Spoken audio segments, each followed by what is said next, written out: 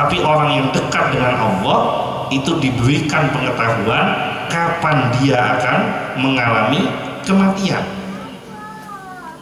Dan orang yang dekat dengan Allah menjadikan Nabi Muhammad sebagai pegangan.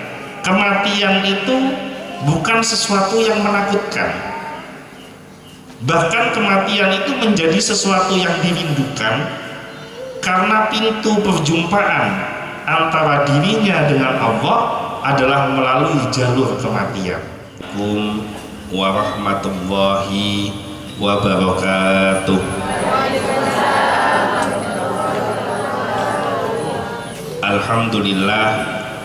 Alhamdulillahilladzi anzala sakinata fi qulubil mu'minin liyazdadu imanan ma'a imanihim.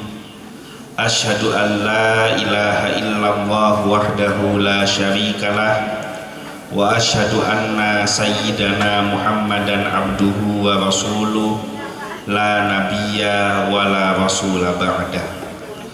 Allahumma salli wa sallim ala sayyidina Muhammad al-fatih lima ughliqa wal khatimi lima sabaqa nasiril haqqi bil haqqi wal hadi ila siratikal mustaqim wa ala alihi haqqa qadrihi wa miqdarihil azim. Amma ba'du.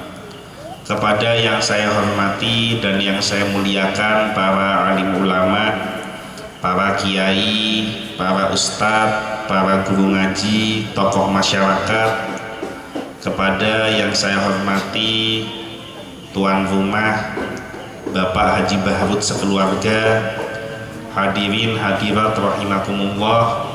Mudah-mudahan perjumpaan kita pada malam hari ini menjadi penyebab terkabulnya semua hajat dan keinginan kita, terhapusnya semua dosa-dosa kita, dan kita termasuk di dalam golongan umat yang mendapatkan syafaat dari Nabi Muhammad SAW.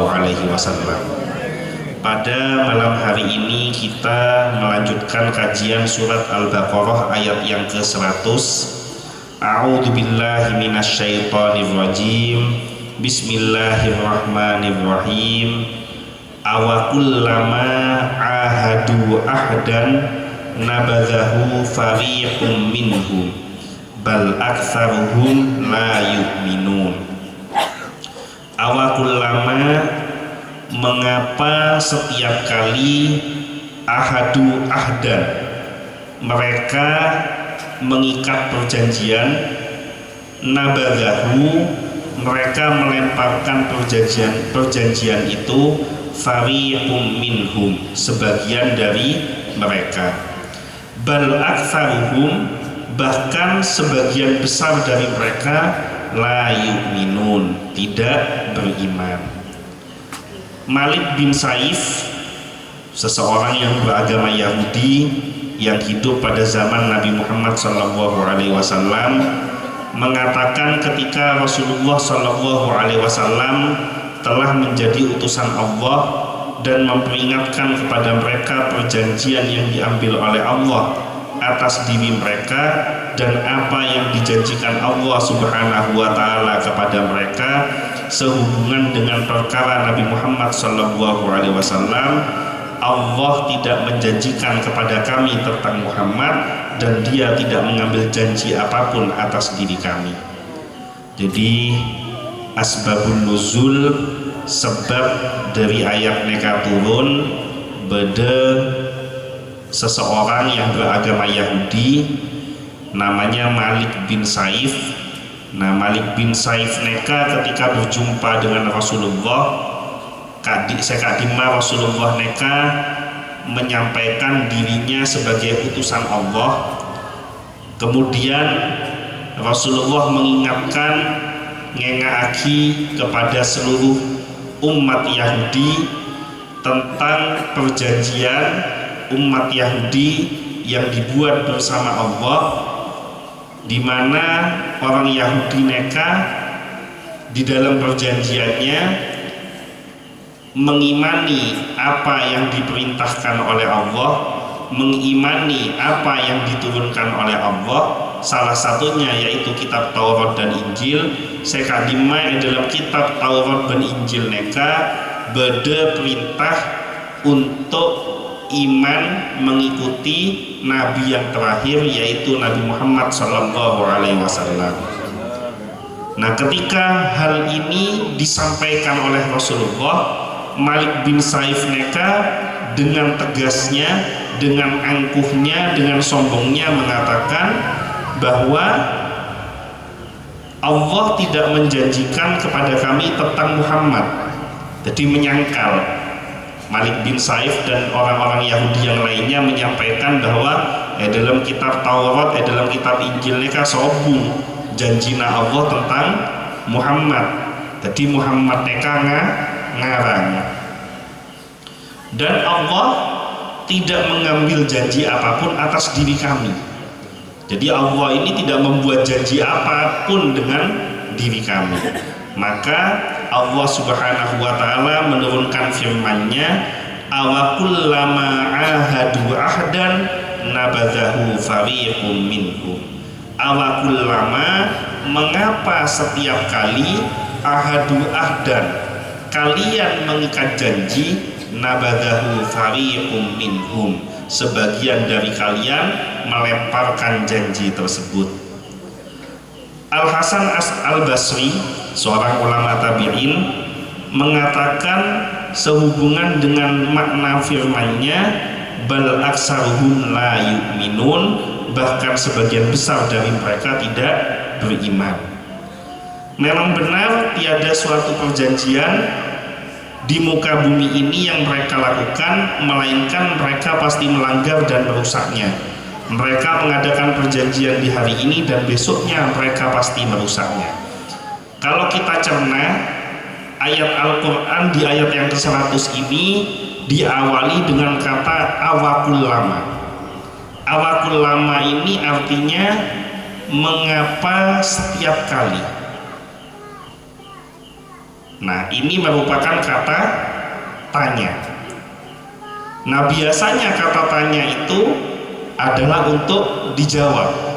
Setiap beda pertanyaan, maka biasanya mesti jawab. Tapi kalimat awakul lama di dalam ayat ini bukan sebuah pertanyaan yang harus dijawab.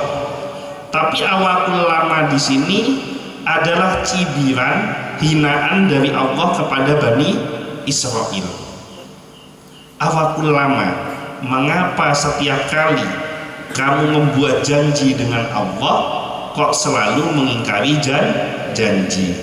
Apa makna setiap kali? Makna setiap kali neka artinya bangsa Israel, orang Yahudi, tidak pernah satu kali pun menepati janji. Setiap ada janji yang dibuat dengan mereka, maka tidak ada satupun janji yang mereka tepati.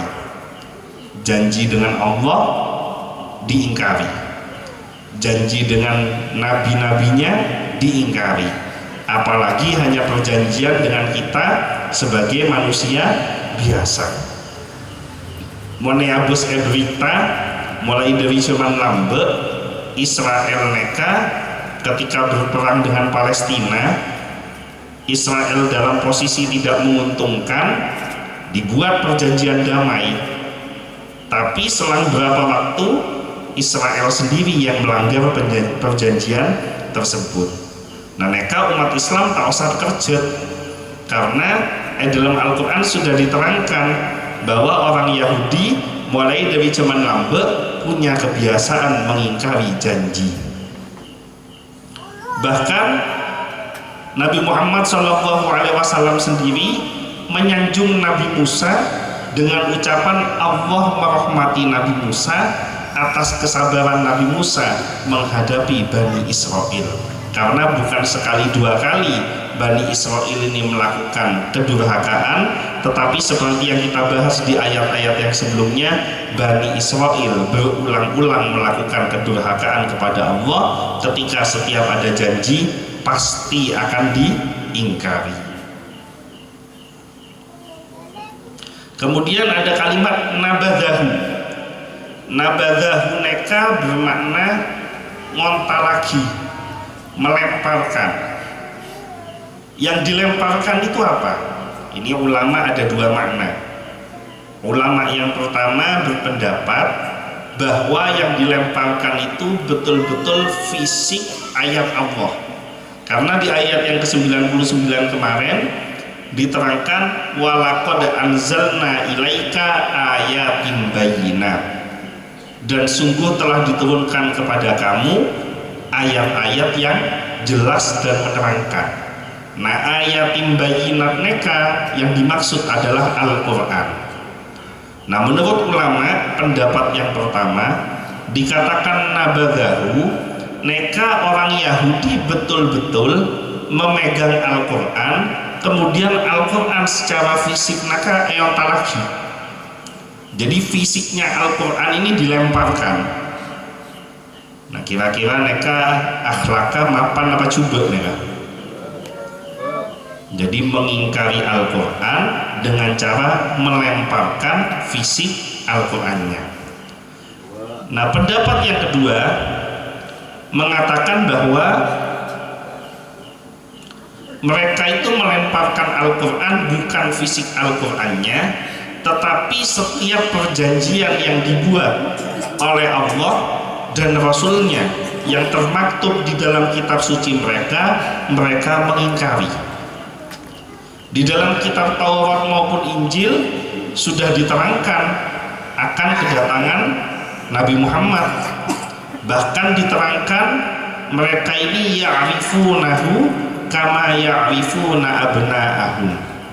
Orang Yahudi mereka sangat mengenali Rasulullah seperti mengenali anak Nabi. Saking jelasnya, saking detailnya penjelasan tentang Rasulullah. Jadi sangat mengenali Rasulullah sama seperti mengenali anaknya sendiri. Padahal Rasulullah belum hadir. Bahkan di dalam ayat yang sebelumnya, beberapa puluh ayat sebelumnya, orang Yahudi ini senantiasa bertawassul menggunakan nama Nabi Muhammad. Yastaftihuna 'alal ladzina kafaru. Ketika Rasulullah belum ada, beberapa ratus tahun sebelumnya, orang Yahudi neka saben melaksanakan suatu perkara, mereka bertawassul menggunakan nama Nabi Muhammad. Mangkata perang nama Nabi Muhammad etawassuli, bacain sholawat. Maka setiap peperangan yang dibacakan sholawat kepada Nabi Muhammad, peperangan itu dimenangkan oleh Allah. Mangkata adegeng maca sholawat, tawassul ke Rasulullah. Maka setiap perdagangan yang ditawasuli nama Nabi Muhammad diberikan keuntungan yang besar. Bahkan seorang pemuda yang ingin melamar gadis dari kalangan Bani Israel, sebelum mangkat mereka atawassul kade ke Rasulullah, sehingga lamarannya diterima dengan baik oleh keluarga gadis tersebut. Mereka senantiasa menyebut-nyebut nama Rasulullah di dalam setiap kesempatan. Tetapi ketika Rasulullah benar-benar ada di hadapan mereka, mereka justru tidak mau iman kepada Rasulullah. Nah, oleh sebagian ulama mereka yang dimaknain nabadhahu fariqum minhum. Jadi ayat Al-Quran ini dibuang, bukan fisiknya yang dibuang, bukan fisiknya yang dilemparkan, tetapi membuang perjanjiannya dengan Allah. Menurut As-Saddi, makna la yu'minuna ialah mereka tidak beriman dengan apa yang diturunkan kepada Nabi Muhammad SAW. Jadi orang Yahudi ini menolak beriman kepada Rasulullah itu bukan mereka tidak tahu kalau yang dibawa Rasulullah ini benar. Napa saya kabar Rasulullah bener, orang Yahudi mereka oning. Tetapi karena kesombongannya, karena kecongkakannya, mereka menolak untuk iman kepada Rasulullah. Seperti yang telah dijelaskan di beberapa pengajian sebelumnya, sebelum Rasulullah rabu ke Madinah, para ulama-ulama Madinah neka ulama Yahudi neka santrena benyak benare oleh capisan dimuliakan oleh penduduk Madinah, penduduk Yastrib. Tapi ketika Nabi Muhammad rabu dari Mekah ke Madinah, orang-orang Madinah neka berpindah yang awalnya ngaji ke kiainya orang Yahudi aobe ngaji ke Rasulullah. Nah otomatis nya bisa juga ngale dari ulama Yahudi ngale ke Rasulullah. Nah sehingga ulama Yahudi neka oning bahwa Nabi Muhammad neka adalah Rasul yang diramalkan di dalam kitabnya. Tetapi karena kesombongannya, karena iri hatinya, mereka menghilangkan fakta kebenaran dengan memilih untuk menolak beriman kepada Nabi Muhammad SAW. Qatadah mengatakan sehubungan dengan makna firman-Nya, segolongan mereka melemparkannya bahwa perjanjian itu dirusak oleh segolongan dari kalangan mereka. Jadi setiap beda perjanjian antara Allah dengan Bani Israel, setiap generasi mereka pasti akan ada generasi yang mengingkari janjinya dengan Allah. Nah celakanya sebagian yang mengingkari janji mereka sebagian besar. Nabi Musa mangkat ke Bukit Tursina, Epakon memelihara imannya kepada Allah, justru sebagian besar dari mereka malah menyembah patung sapi betina, patung anak sapi. Kemudian diperintahkan masuk ke tanah yang dijanjikan, Baitul Maqdis, dengan merendahkan diri, dengan merendahkan hati, dengan berzikir kepada Rasulullah, justru masuk berzikir kepada Allah, justru masuk malah mencela Allah. Epakon ngocak minta ampun, orang Yahudi neka masuk ke Baitul Maqdis ngocak minta gandum. Beni minta ampun tapi minta gandum. Jadi banyak kedurhakaan yang dilakukan oleh Bani Israel, dan ini sebagian besar dari mereka. Ummatan Nabi Muhammad kibadah saya coba saya menerima kibadah, tapi sebagian besar beriman kepada Allah. Tapi kalau umat Bani Israel, umat Yahudi, sebagian besar dari mereka senang mengingkari janji. Ibnu Jarir mengatakan bahwa asal makna an-nabad pada kalimat ada kata nabadahu ialah membuang dan melemparkan. Jadi membuang, melemparkan, ini makna dari an-nabad atau nabadahu. Nah karena itu mon beda anak elang mereka disebut mambud dalam bahasa Arab. Di anak-anak empian amain tak pleman pas elang mereka mambud. Apa boleh main pas jauh nonton bal-balan depan kemalang sampai semangkin tak pleman. Nah mereka mambud elang saorenga pas. Dan disebut pula nabir bagi buah kurma serta buah anggur yang dimasukkan ke dalam air.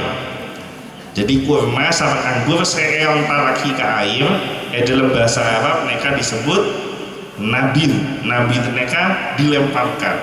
Jadi nabadahu ini bisa bermakna hilang, bisa bermakna dibuang, bisa bermakna dilemparkan.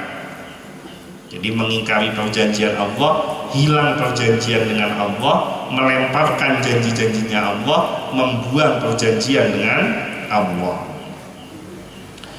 Kaum yang disebut di dalam ayat ini dicela oleh Allah karena mereka merusak perjanjian,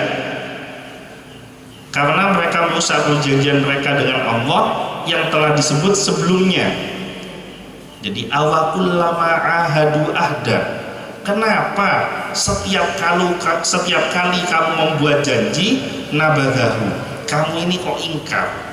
Kenapa kok setiap kali kamu membuat janji kamu ini kok ingkar? Kira-kira neka pertanyaan atau celaan? Apa maksud sabun benak kebai janji ingkar? Neka pertanyaan atau celaan? Tanya atau nyaleh? Nyaleh. Bede anak bengal ke pambuna. Pas tetanggena ngocak, apa been mak bengal ke keempat sambuna.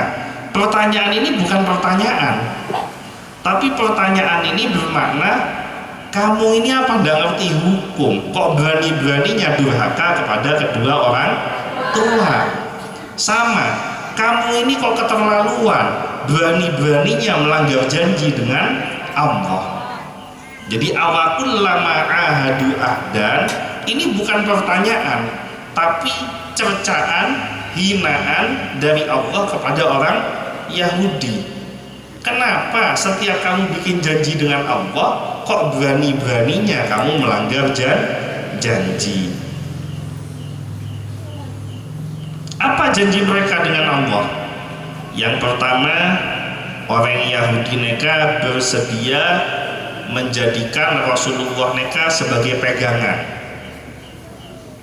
Karena zaman semakin mereka sobung keselamatan baik di dunia maupun di akhirat kecuali berpegang teguh kepada Nabi Muhammad. Bahkan saking luar biasanya Nabi Muhammad, beda orang tak pernah mondok, tidak mengerti tentang ilmu agama, tapi lebur mau sholawat, tak ngerti arti dari bacaan sholawat. Saya baca, tapi istiqomah maca sholawat. Nah baru karena sholawat mereka odinah gempang sama Allah. Gula dua rese beri mereka eonceng molotan yang mengundang mereka sekaligus membeda acara 100 hari wafatnya keluarganya. Jadi rajinan mereka wafat persis 100 harinya pepolong sarang molotan. Nah diceritakan keistimewaan orang yang wafat mereka ketika semasa hidupnya lebur maca sholawat, mulai bisa alakoh endi rezeki mereka endi rezeki, tidak pernah satu kali pun prei bebedaki molot. Umpama tak kelar melaksanakan molot, minimal beda masjid membeda molot mereka nyoben, karena saking lebur ke molotan, lebur ke sholawat. Nah akhirnya wafatnya dengan cara yang baik, bejena abejeng tahajud, lestari abejeng tahajud, neka abele kerakana, tak abid lestari na abejeng sopu, engkoria kedatangan tamoy, mari kedatangan tamoy kok mateh.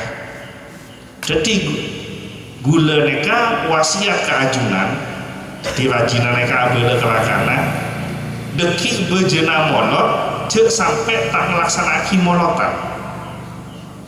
Nah barokah keistiqomahan membaca sholawat kepada Nabi Sallallahu Alaihi Wasallam, hijab di hatinya mereka buka sarang Allah, sehingga orang mereka di keistimewaan mukasyafah, bisa melihat sesuatu yang akan terjadi yang itu seharusnya tidak diketahui oleh orang lain. Dan gula sarang ajunan mereka kan sobung seoning kapan akan matinya. Beda seoning bila mati, sobung seoning. Tapi orang yang dekat dengan Allah itu diberikan pengetahuan kapan dia akan mengalami kematian. Dan orang yang dekat dengan Allah menjadikan Nabi Muhammad sebagai pegangan.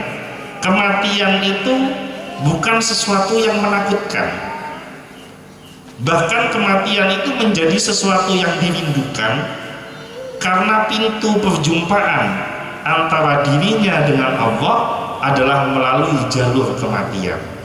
Rindu kepada Allah, rindu kepada Rasulullah, jadi kerong ke mate, beni terong mate, neka bide terong mate, sarang kerong mate, neka bide mon terong mate, empian otang abenya tak kelar nyerain terong mate.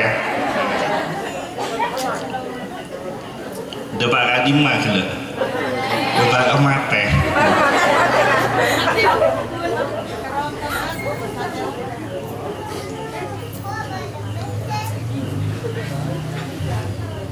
Gelak neka contoh bahwa neka odi alam dunia pun peteng lampu peteng demar pon posang padahal bitom neka paling abit 10 menit neka saya mate posang nggak lengaan ngakana raja dulu saya kakana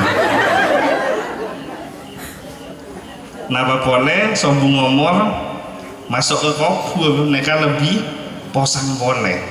Nah orang yang dekat dengan Allah dia apalagi berpegangan kepada Rasulullah maka dihilangkan kebingungannya di dalam hatinya. Kita lanjutkan. Perjanjian yang pertama mereka bersedia menjadikan Nabi Muhammad sebagai pegangan. Kemudian yang kedua mengamalkan isi dari kitab Taurat dan Injil sesuai dengan apa yang sebenarnya. Nah celakanya orang Yahudi neka tidak menjalankan sesuai apa yang diajarkan di dalam kitab Taurat. Lebih ironisnya mereka mengiringi hal tersebut dengan kedustaan terhadap Rasul yang diutus kepada mereka juga kepada seluruh umat manusia. Padahal perihal Rasul Nabi Muhammad SAW mereka telah termaktub di dalam kitab mereka baik sifat-sifatnya, ciri-ciri khasnya, serta berita-beritanya, dan mereka diperintahkan di dalamnya agar mengikuti Rasul itu, mendukung dan menolongnya. Kan di pengajian 2 minggu yang lalu diceritakan bahwa Siti Khadijah neka bahkan menurunkan harga dirinya sebagai seorang wanita terhormat, wanita yang kaya raya, wanita terpandang untuk menyampaikan keinginannya dinikahi oleh Nabi Muhammad. Nah, kenapa kok menyampaikan keinginannya dinikahi oleh Rasulullah? Karena pernah ngaji ke Medina Se'asmana Warokoh bin Naufal. Nah, di dalam kitab Injil mereka diterangkan tentang ciri-ciri Rasulullah. Pernah bahas 2 minggu sedimin. Nah, sebagaimana disebutkan di dalam Al-Quran, ini diceritakan tentang ayat-ayat Al-Quran yang mana ayat-ayat ini ada di dalam kitab Taurat dan Injil. Yang pertama surat Al-A'raf ayat 157. Alladzina yattabi'una rasulan nabiyyal ummiyal ladzi yajidunahu maktuban indahum fit Taurati wal Injil. Alladzina yattabi'una rasul, yaitu orang-orang yang mengikuti Rasul an-nabiyil ummi, an-nabiyal ummi, nabi yang ummi. Ummi mereka maksudnya nabi yang buta huruf. Alladzi yajidunahu maktuban, yang namanya nama Nabi Muhammad SAW ini mereka orang-orang Yahudi dapati tertulis di dalam kitab mereka fit Taurati wal Injil, ada di dalam kitab Taurat dan Injil. Sedangkan di dalam surat ini insya Allah di ayat ke-101 di pengajian yang akan datang akan ada lanjutan. Walamma ja'ahum rasulun min indillahi musaddiqul lima ma'ahum, dan setelah datang kepada mereka seorang rasul dari sisi Allah yang membenarkan kitab yang ada pada mereka. Jadi di Taurat dan Injil diceritakan ciri-ciri tentang Nabi Muhammad. Di Al-Quran Nabi Muhammad datang dengan membenarkan isi dari kitab Taurat dan Injil yang mereka miliki, yakni segolongan dari kalangan mereka melemparkan kitab yang ada di tangan mereka yang di dalamnya terkandung berita gembira kedatangan Nabi Muhammad SAW. Tidak ada berita yang paling menggembirakan melainkan berita kedatangan Nabi Muhammad. Tidak ada perayaan yang paling menggembirakan kecuali perayaan memperingati kelahiran Nabi Muhammad. Bahkan dalam setong kitab Seneca dijadikan dalil oleh para ulama untuk melaksanakan Maulidur Rasul, bahwa seseorang yang dijamin masuk neraka ketika orang ini masih hidup namanya Abu Lahab. Semua hafal ayatnya, tabbat syada abi lahabi wa tab. Ayat ini menceritakan Abu Lahab akan masuk ke neraka, sementara ayat ini turun Abu Lahab hiodi. Nah, setelah peperangan Badar, Abu Lahab mereka mati. Jadi dalam perang Badar mereka, dalam riwayat Abu Lahab mati perang Badar, Abu Jahal mati perang Badar. Suatu saat beda menjadi Rasulullah selain yang iman kepada Rasulullah. Dalam satu riwayat dikatakan namanya Sayyidina Hamzah, dalam riwayat lain diterangkan Sayyidina Abbas.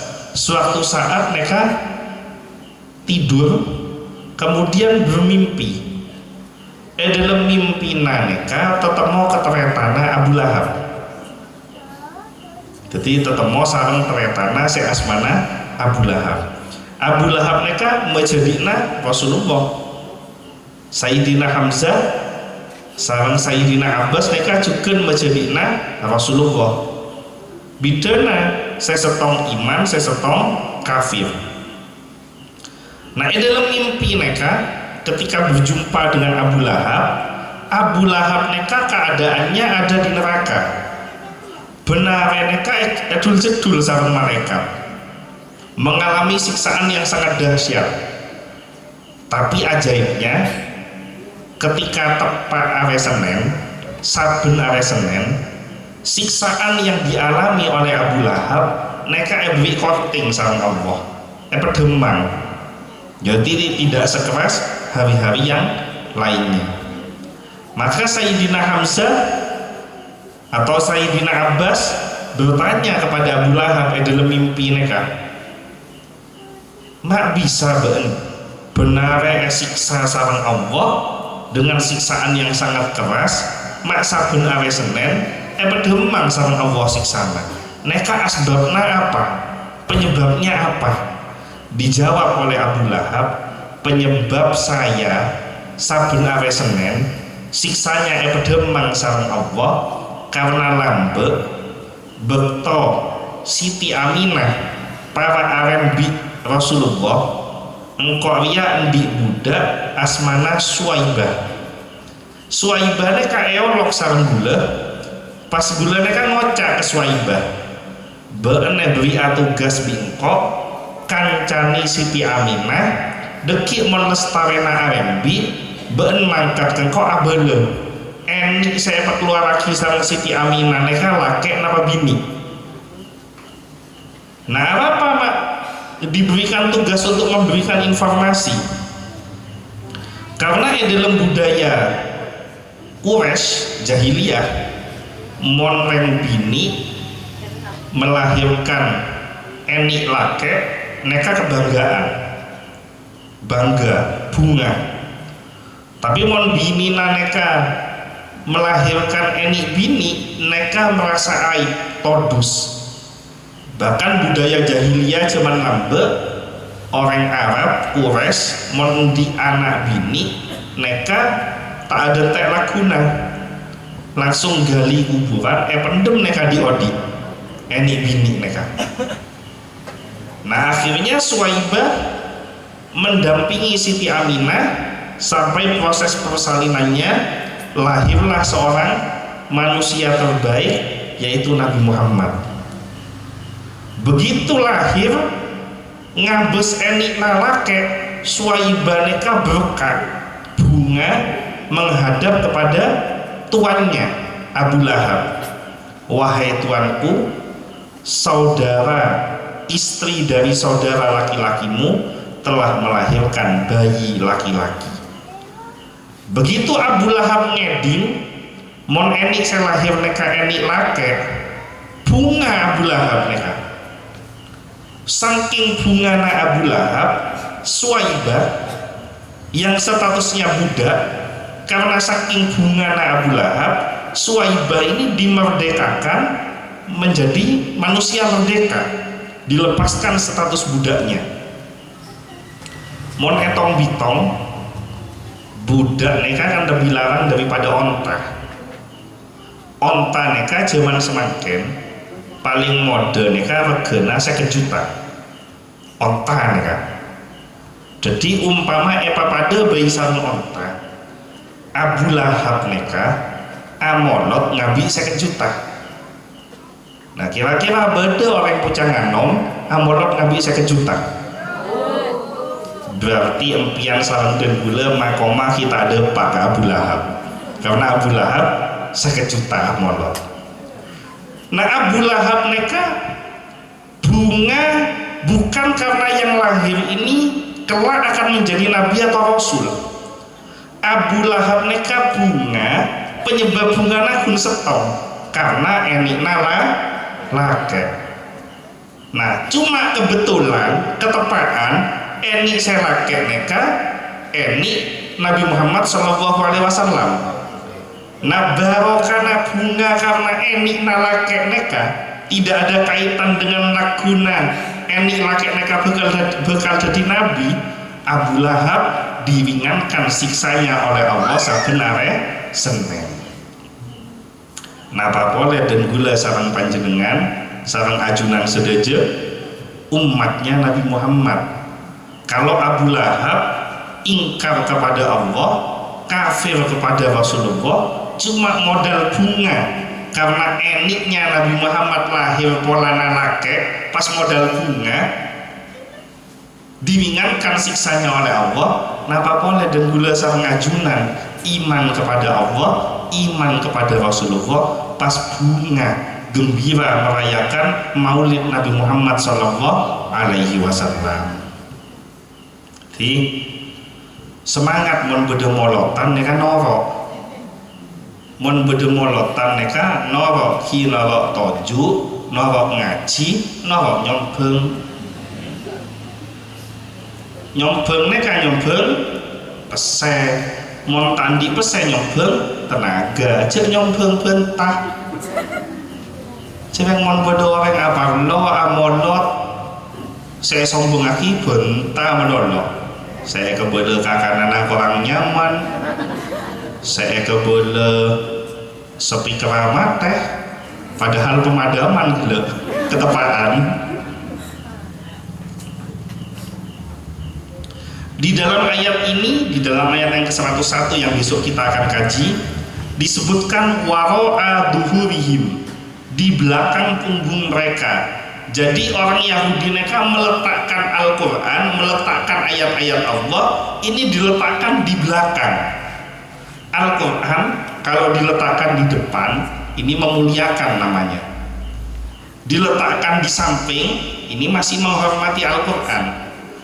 Tapi kalau dengan sengaja esabe budi mereka niatnya menghina Al-Quran. Menghina Al-Quran sama dengan menghina Allah dan Rasulnya. Jadi mereka meninggalkan seakan-akan mereka tidak mengetahui apa isinya. Jadi seolah-olah tak oning isina Al-Quran mereka napa, padahal sebetulnya mereka oning. Sebagai gantinya orang Yahudi mereka memusatkan perhatiannya untuk mempelajari sihir serta menjadi pengikutnya. Semangken ayat 100, mare 100, 100 setong, mare 100 setong, 102. Ayat ke-102 deki membahas tentang bab sihir alias santet. Nah, jadi montro ayat bab sihir norok terus pengajian yang sangkamil di kehidupan ya. Nah orang Yahudi ini bukan belajar Al-Quran tapi justru memusatkan perhatiannya kepada ilmu sihir.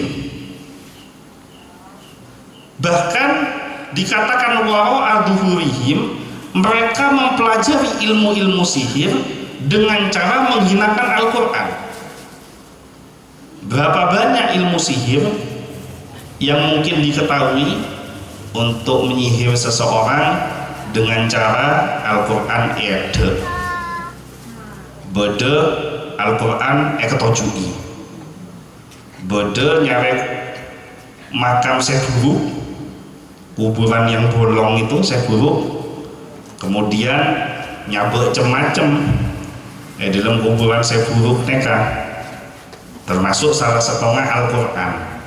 Setelah 40 hari melewati berbagai macam ritual, pas abeli ke kuburan lemalem abengkang jalan mundur Al-Quran neka ekala sareng abengkang dalam kuburan. Ini ilmu-ilmu sihir yang itu diterangkan di dalam Al-Quran.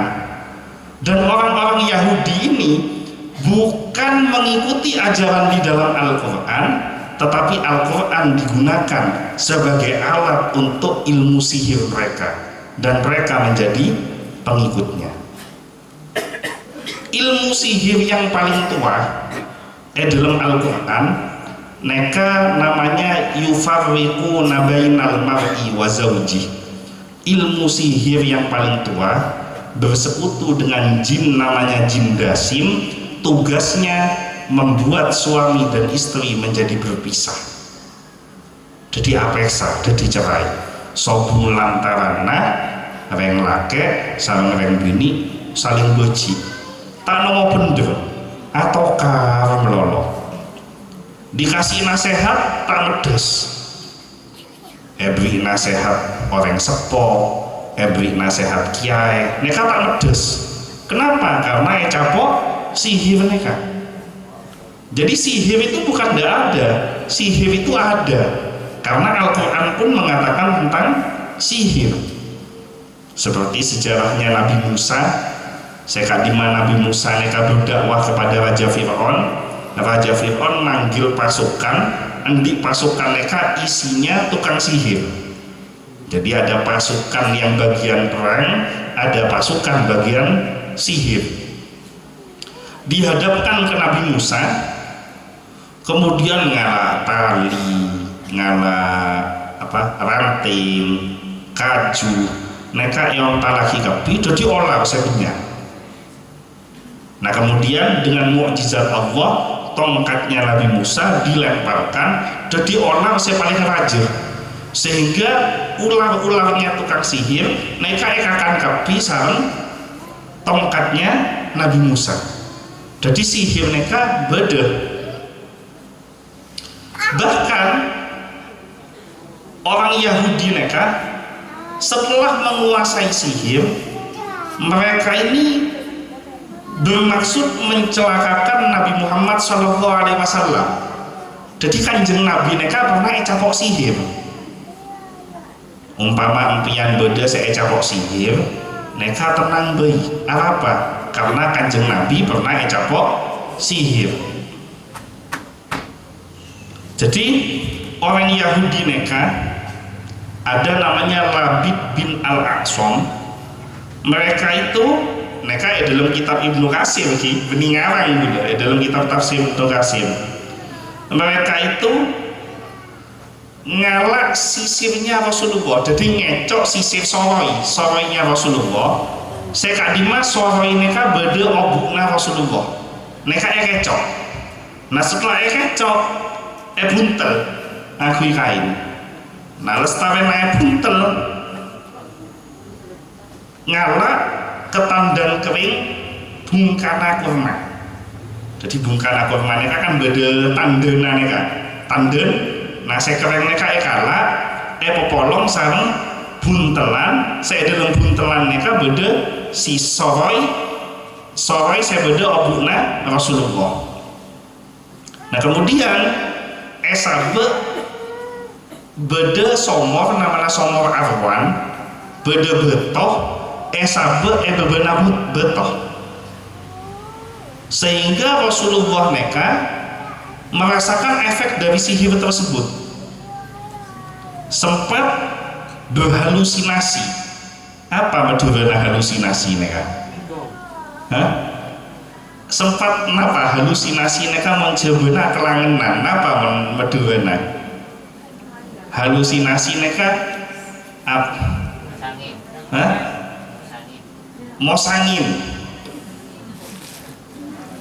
iki keruawan mau sangin apa halusinasi. Nah tapi karena yang disihir Rasulullah ada dua hikmah di sini. Rasulullah ecapok sihir itu tidak menurunkan kemuliaannya sebagai nabi. Karena kenapa? Karena Rasulullah ini secara manusia statusnya ya manusia, bisa lapar, bisa haus, bisa melekat, bisa sakit. Nabi dena menempian sarung dan gula sakit umpama ecapok sihir belum tentu lekas beres atau kemandiman tak harus beres. Namun Rasulullah ecapok sihir rabui sarung malaikat Jibril pareng oning ajunan mereka ecapok sihir ya Rasulullah, diceritakan yang menyihir itu siapa, cara menyihirnya bagaimana, diletakkan di mana, kemudian cara untuk menyembuhkan sihir itu seperti apa. Nah dalam riwayat mereka sohoina Rasulullah sebeda obu mereka dibuntel menggunakan kain. Nah kain ini ada ikatan buntelan, ikatannya ini total beda 11 ikatan. Yang ini Rasulullah tidak akan sembuh kalau ikatan ini tidak terlepas. Ketika para sahabat berusaha untuk melepas ikatan ini tidak bisa terlepas, maka kejadian Rasulullah disihir ini menjadi asbabun nuzul, penyebab turunnya Muawwidzatain, surat Al-Falaq dan surat An-Nas yang isinya ada 11 ayat. Setiap Rasulullah maca qul a'udzu birabbil falaq, qul a'udzu birabbin nas, satu ikatan atas izin Allah terlepas sampai baca 11 kali, ke 11-11-nya terlepas. Nah maka penyebab disihirnya Rasulullah menjadi fadilah, menjadi faedah kepada umatnya. Ada bacaan-bacaan ruqyah yang bisa dibaca dalam rangka melindungi dirinya dari sihir. Dalam Ratibul Haddad mereka beda wiwitan-wiwitan tolak balak, tolak santet. Contoh a'udzu bikalimatillahi tammati min syarri ma khalaq. Ini ajaran Rasulullah, doa untuk menangkal sihir.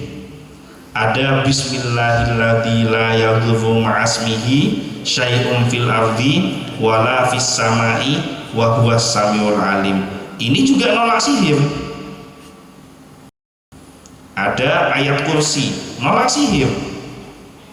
Ada qul huwallahu ahad, qul a'udzu birabbil falaq, qul a'udzu birabbin nas, nolak sihir. Jadi siapa yang istiqomah maca Ratibul Haddad mereka nolak sihir. Bahkan debuna kiai naden gula umpama Ratibul Haddad mereka baca musolla lager, maka tidak hanya orang yang membaca yang dapat pager oleh pager, tapi satu kampung, satu penduduk itu pageri barokahnya bacaan Ratibul Haddad, sehingga hal-hal gaib mereka tak gampang masuk. Mudah-mudahan dan gula sarang ajunan mereka selamat dari jahatnya ilmu sihir. Saya penting je wat penggawat je atang tangan lima tukang sihir yang sampai kok coba ampian mon mate tak bisa jaga boleh, mon mate demam bisa yodiin, mon orang mate tak bisa jaga boleh. Yang penting tuntunan Rasulullah dijalankan. zikir-zikir becah sebelum tedung cek langsung tedung ngalah wudhu kade lestarena ngalah wudhu maca kul huwallahu ahad kul a'udzu birabbil falaq kul a'udzu birabbin nas. Ini ajaran Rasulullah, silahkan diamalkan mulai nanti malam. Insya Allah siapa yang mengamalkan ini akan dilindungi Allah dari jahatnya ilmu sihir. Pertama ngalah wudhu, lestarena ngalah wudhu maca kul huwallahu ahad telo kalih, kul a'udzu birabbil falaq sekalian, kul a'udzu birabbin nas sekalian, maca Al-Fatihah sekalian, Al-Baqarah ayat 1 sampai 5, jadi alif lam mim sampai ulaika humul muflihun. Lanjutkan dengan baca wa ilahukum ilahu wahid la ilaha illa huwar rahmanur rahim. Lanjutkan maca ayat kursi, lestari ayat kursi maca telo ayat terakhir surat Al-Baqarah, lillahi ma fis samawati wa ma fil ard sampai wa'fu anna wa'fir lana warhamna anta maulana fansurna alal qaumil kafirin. Nah, tanang neka serop lestarena serop usapkan mulai dari cetak dari kepala neka sampai ke ujung kaki tedung pasempian.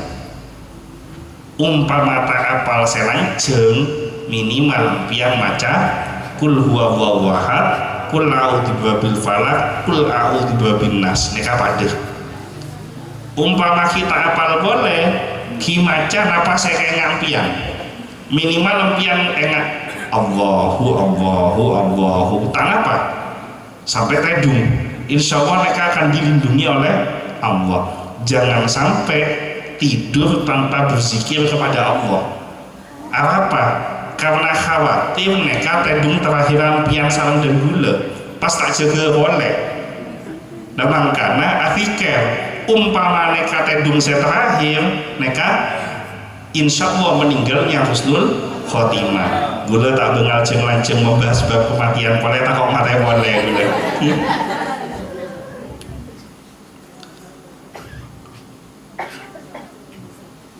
Nah, orang yang melakukan hal ini dari kalangan mereka adalah seorang lelaki yang dikenal dengan nama Labid ibnul Aqsam. Jadi yang menyihir Rasulullah ini namanya Labid ibnul Aqsam. Semoga laknat Allah menimpa dirinya dan semoga Allah memburukkannya. Orang Islam tak oleh adu ase coba, tapi kepada sebagian orang yang memang sudah dicap keburukannya, boleh kita mendoakan keburukan kepada orang tersebut dengan harapan supaya keburukan itu tidak terjadi pada diri kita.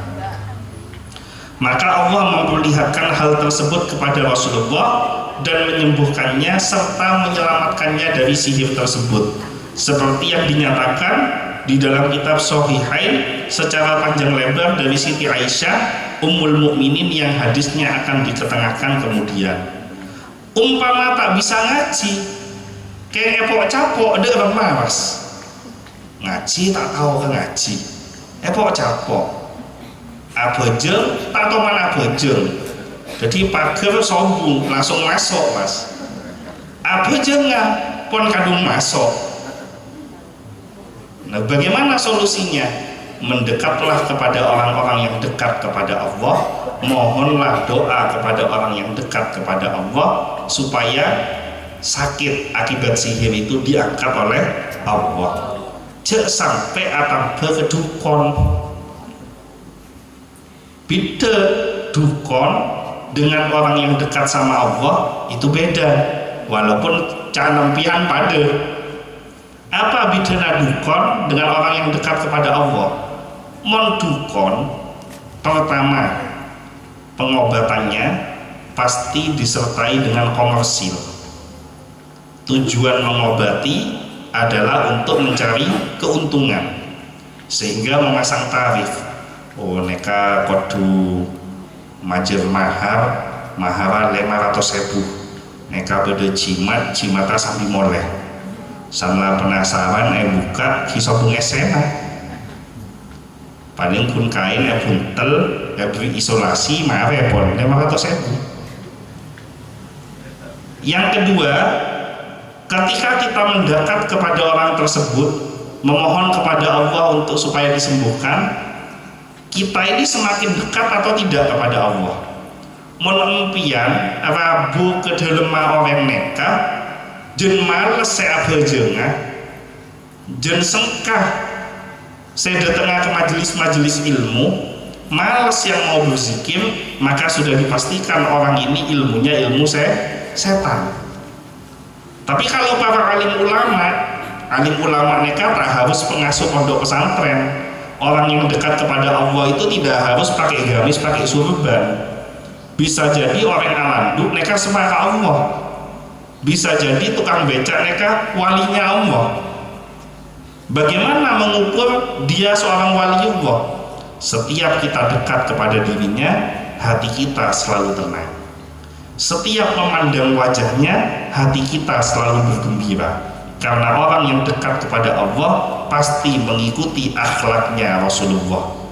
Rasulullah salah satu keistimewaannya adalah marro'a wajahaka yas'ad. Siapa yang memandang wajah Rasulullah, maka hatinya akan bergembira. Jadi orang yang saya semak ke Allah, semak ke Rasulullah, neka teka coba ambus muana, orang lebur ngabus muana. Kan bodoh. Radin ganteng keng muana makhli. Ngabus neka ate neka mangkel melolo. Kenapa? Karena tidak dekat kepada Allah dan Rasulnya. Sementara bodoh saya coba celeng, tapi ngabus muana neka ate bunga. Kenapa? Karena dia bersambung kepada Allah dan Rasulnya. Jadi empian mon minta tambe neka abus kade ceben soben atambe. Jangan sampai berubah keliru kepada orang yang jauh dari Allah. Salah-salah penyakitnya tidak sembuh, malah nanti justru tergelincir kita musyrik kepada Allah. Lebih menuhankan dukun neka daripada menuhankan Allah. Ya, mudah-mudahan semua yang hadir malam hari ini diselamatkan oleh Allah dari jahatnya tukang sihir, diselamatkan dari iri hati, diselamatkan dari kedengkian, dan mudah-mudahan semuanya istiqomah di dalam ketaatan kepada Allah dan Rasulnya, istiqomah untuk mencintai Nabi Muhammad SAW, istiqomah untuk membaca sholawat kepada Rasulullah, dan mudah-mudahan semuanya mendapatkan syafaat dari Nabi Muhammad fid dini wa dunya wal akhirah. Kita lanjutkan dengan pembacaan sholawat kepada Nabi Muhammad. Mudah-mudahan barokah membaca sholawat, Rasulullah hadir di tengah-tengah kita, mengabulkan semua hajat keinginan kita, menghilangkan semua kesusahan-kesusahan kita, dan kita diberikan kemuliaan-kemuliaan baik di dunia maupun di akhirat. Shallu ala Nabi Muhammad.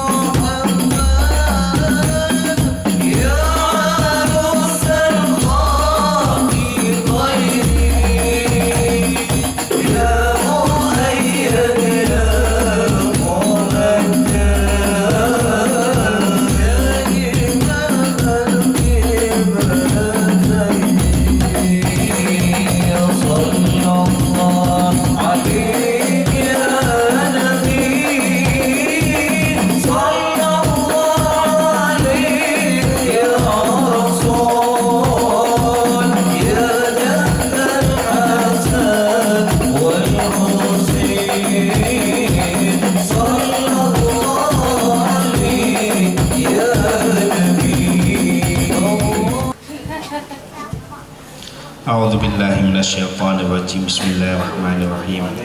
Hamdan yuafi ni'mahu wa yukafi'u mazidah. Ya Rabbana lakal hamdu kama yanbaghi li jalali wajhikal karim wa 'azimi sultanik. Allahumma shalli ala sayyidina Muhammadin salatan tunjina biha min jami'il ahwal wal afat wa taqdilana biha jami'al hajat wa tutahhiruna biha min jami'is sayyi'at wa tarfa'una biha indaka 'ala darajat wa tuballighuna biha aqsal ghayat min jami'il khairati fil hayati wa ba'dal mamat. Ya Allah, ya Tuhan kami, terima kasih atas segala nikmat iman dan Islam yang telah Kau anugerahkan kepada kami. Istiqomahkan kami semua di dalam ibadah kami, istiqomahkan kami semua di dalam ketaatan kami, istiqomahkan kami semua di dalam amalan-amalan baik kami. Ya Allah, siapapun yang hadir pada malam hari ini di antara kami yang diuji dengan sakit baik dirinya maupun keluarganya, melalui majelismu yang mulia ini, ya Allah, sembuhkan semua penyakit kami, ya Allah. Jadikan setiap sakit yang kami derita menjadi penyebab terhapusnya semua dosa dan dimuliakannya derajat kami.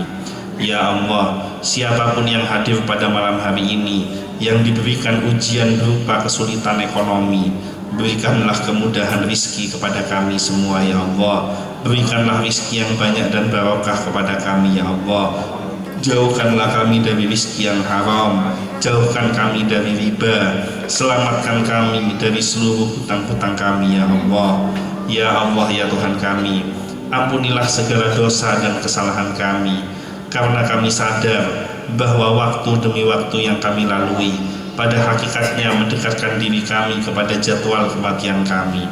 Maka apabila telah tiba saatnya ajal menjemput kami, wafatkan kami di dalam keadaan yang terbaik, di dalam waktu yang terbaik, di dalam kondisi yang terbaik, dalam keadaan menjaga wudhu, dalam keadaan sholat, dalam keadaan membaca Al-Quran, dalam keadaan menjaga ibadah kami, dalam keadaan menjalankan semua perintah-Mu, dalam keadaan menjauhi segala larangan-Mu.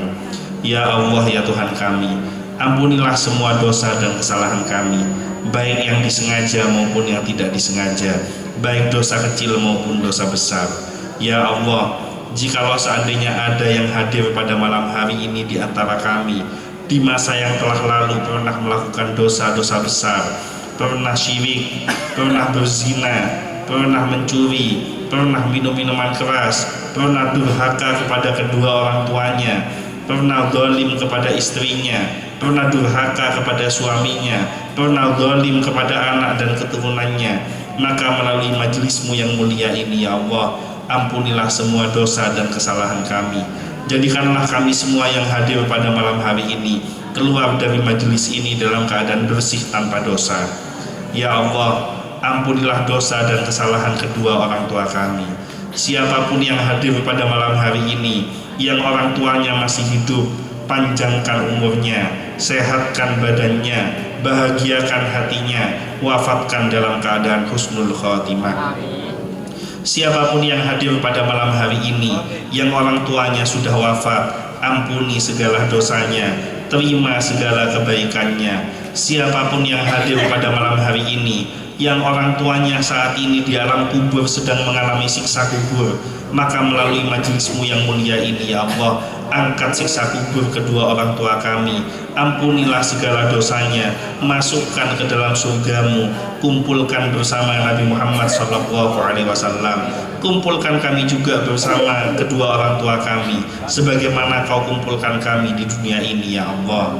Ya Allah, siapapun yang hadir pada malam hari ini yang diuji dengan pasangan hidup yang jauh darimu, malas untuk ibadah kepadamu, suami yang zalim kepada istrinya, istri yang durhaka kepada suaminya, maka melalui majelismu yang mulia ini, ya Allah, lembutkanlah hati mereka, lapangkanlah hati mereka, berikanlah hati mereka hidayah, dan tabahkan kami di dalam menghadapi pasangan hidup kami, ya Allah.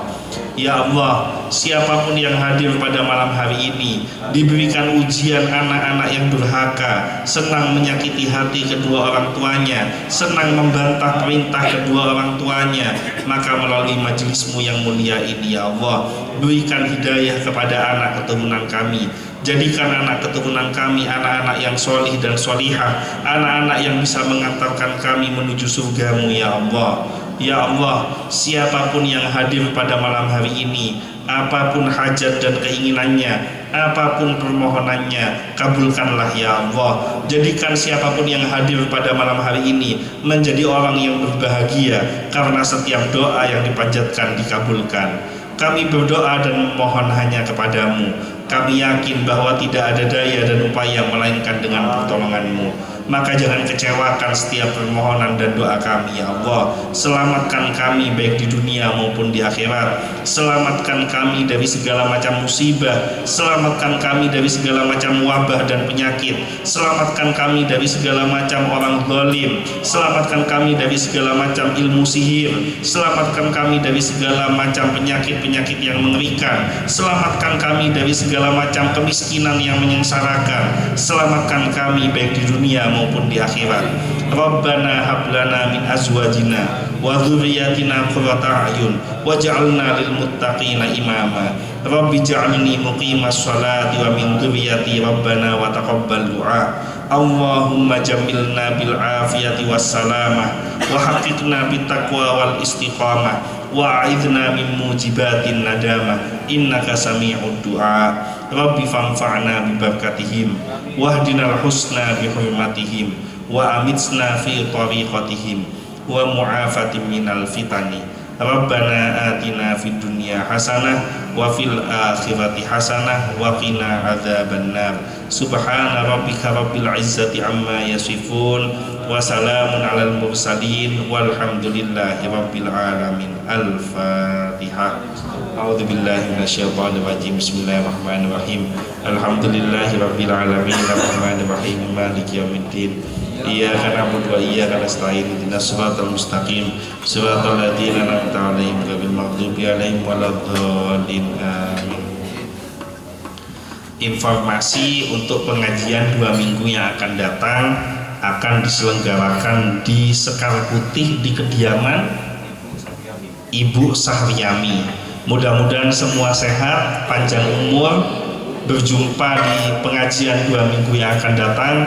Kurang lebihnya mohon maaf. Wallahul muwaffiq ila aqwamit thoriq. Wabillahi taufiq wal hidayah. Wassalamualaikum warahmatullahi wabarakatuh.